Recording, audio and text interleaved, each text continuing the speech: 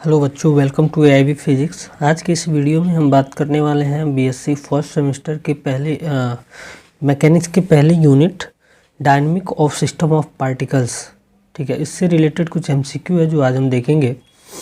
तो पहला इसमें क्वेश्चन है कि rocket works on the principle of, जो रॉकेट होता है वो किस प्रिंसिपल पे काम करता है।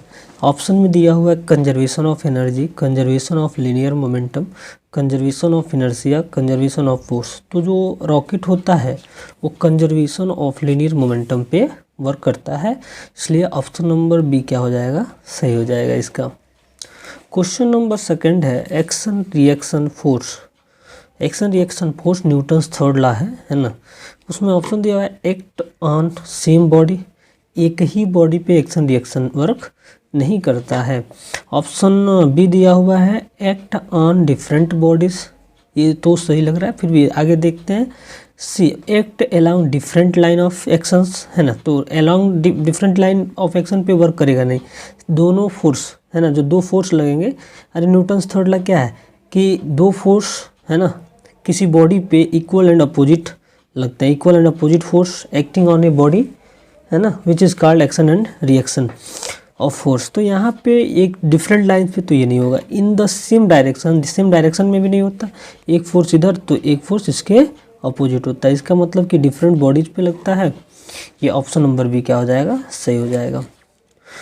क्वेश्चन नंबर 3 है कि the principle of conservation of linear momentum states that in A system the linear momentum can not be changed, can be changed if external force act on it.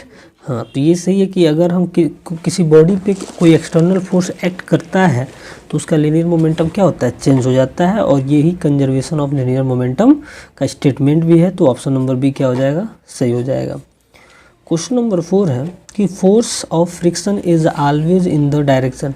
तो मान लो कि यहाँ पे कोई व्यक्ति है ना, यहाँ पे कोई व्यक्ति है और ये जो है आगे की तरफ चल रहा है, किधर जा रहा है, आगे की तरफ जा रहा है। तो फोर्स ऑफ फ्रिक्शन किधर लगेगा, पीछे की तरफ।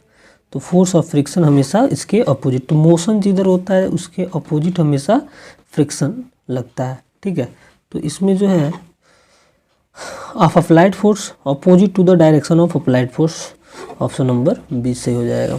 क्वेश्चन नंबर 5 है कि force remaining constant if the mass of body increases its acceleration is likely, तो F is equal to M A.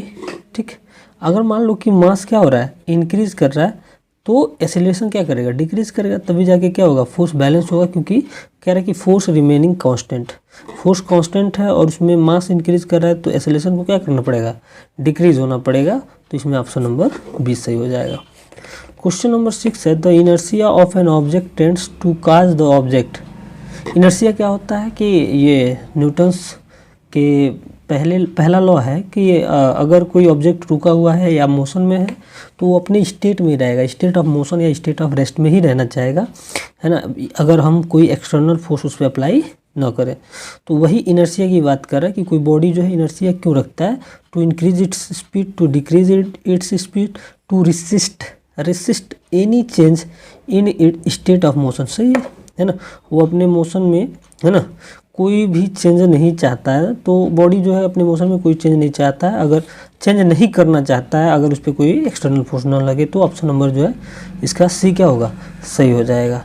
Next question देखिए, कह रहे an electron of mass 9 × 10⁻³ kg is revolving in a straight line, revolving in a straight line path with a velocity this 6 × 10⁻⁻7 metre पर second. The momentum of the particle is, तो p is equal to क्या होता है, M भी है ना। m कितना है, 9 × 10⁻31 और v कितना है 6 × 10⁻7। तो यहाँ से अगर हम p देखें तो 6 9 जा 54 और यहाँ से 31 में से 7 घट जाएगा, तो ये हो जाएगा 10⁻24। अब यहाँ पे एक पॉइंट अगर हम लगाएं 5.4 कर लें तो एक पॉइंट और कम हो जाएगा 23, ये माइनस में, सॉरी माइनस में, ये माइनस में 23, तो ऑप्शन नंबर ए जो है सही होगा। ठीक है, तो मोमेंटम निकालना था, बहुत ईजी था। क्वेश्चन नंबर 8 है कि the kinetic energy of body of mass 2 kg momentum this, तो काइनेटिक एनर्जी इक्वल टू होता है p²/2m। Kinetic energy equal to p²/2m। p का मान कितना दिया हुआ है 2, तो 2 का स्क्वायर 4, और 2 kg कह रहा है तो 2m है तो 2m, तो 2 × 2 कितना हो जाएगा 4, मतलब 1 जूल। ऑप्शन नंबर ए क्या होगा, सही हो जाएगा। कह रहा है ये body of mass 50 kg standing on the ground exerting a force 500 Newton on the ground, the force exerted by the ground on the body will be. मान लो एक पर्सन है मोटू, इस मोटू का वेट जो है कितना है, मास जो है 50 kg, और वेट कितना है, टोटल फोर्स कितना है अर्थ पे लगा रहा है 500 न्यूटन। तो देखिए एक्शन एंड रिएक्शन से न्यूटन्स थर्ड लॉ से जितना हम, है ना, जितना ये बॉडी चाहे हम अर्थ पे जितना भी फोर्स लगाते हैं उतना ही अपोजिट डायरेक्शन में अर्थ हम पे फोर्स लगाती है in the form of normal, है ना।